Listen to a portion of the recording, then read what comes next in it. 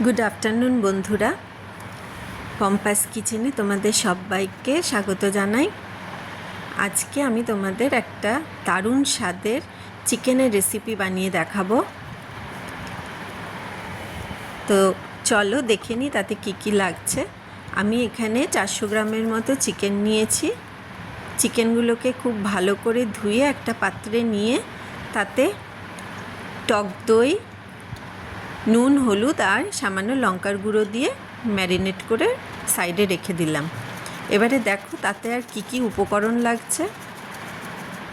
যেমন আমি এখানে নিয়েছি পেঁয়াজ, টমেটো আর লঙ্কা। এই তিনটেকেই কিন্তু আমি সুন্দর করে একই সঙ্গে চপ করে নিলাম। আমি কিন্তু এখানে একই সঙ্গেই চপ করেছি, তোমরা চাইলে আলাদা আলাদা করেও চপ করতে পারো। এবার একটা কড়াইতে তেল গরম করে, আমি কিন্তু এখানে সর্ষের তেল ইউজ করেছি, তোমরা চাইলে সাদা তেলও ইউজ করতে পারো। তো দেখো আমি সর্ষের তেলের মধ্যে পেঁয়াজ, টমেটো, লঙ্কা কুচানোটা দিয়ে দিলাম। এবার ওটাকে সুন্দর করে ভাজতে হবে। একটু ভাজার পর আমি তাতে আদা রসুনের পেস্ট অ্যাড করলাম।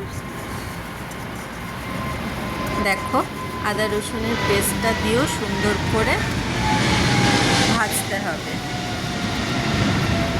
এরপরে দেখো আমি কিছু বেসিক মশলা অ্যাড করছি, যেমন ধরো হলুদ গুঁড়ো, নুন আর লাল লঙ্কার গুঁড়ো ইউজ করলাম। আমি কিন্তু কাশ্মীরি লঙ্কার গুঁড়ো ইউজ করিনি, আমি নর্মাল লাল লঙ্কার গুঁড়োটাই ইউজ করলাম। এরপরে দেখো আমি ওই ম্যারিনেট করা চিকেনটাও এর মধ্যে দিয়ে দিলাম।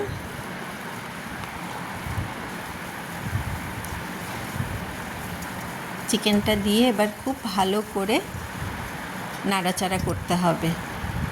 আমি কিন্তু আর কোনো মশলা ইউজ করলাম না, যেমন জিরে গুঁড়ো, ধনে গুঁড়ো, ওগুলো কিন্তু আমি দিইনি। এখানেই একটা টুইস্ট আছে, সেটাই দেখানোর জন্য পরবর্তী স্টেপটা তোমরা দেখো।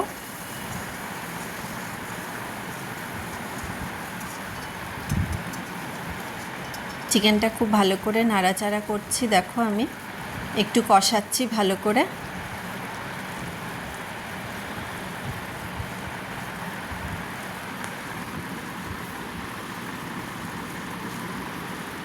এবারে দেখো টুইস্টটা এখানেই, আমি কিন্তু এখানে এভারেস্টের মিট মশলা দিয়ে দিলাম।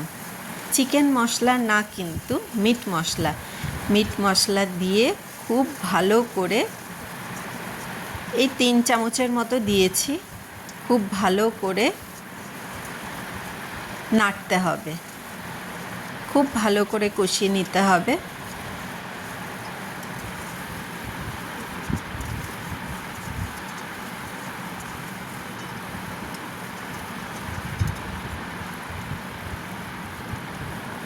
দেখো কষানো আমার হয়ে গেছে। এবার কষানোর পর নামানোর আগে একটু সস, টমেটো সস তার মধ্যে দিয়ে ভালো করে নাড়াচাড়া করে আমার কিন্তু এই চিকেনের রেসিপিটা বানানো রেডি। যদি তোমাদের এই রেসিপিটা ভালো লেগে থাকে তাহলে অবশ্যই একটা লাইক, কমেন্ট এবং সাবস্ক্রাইব করতে ভুলো না।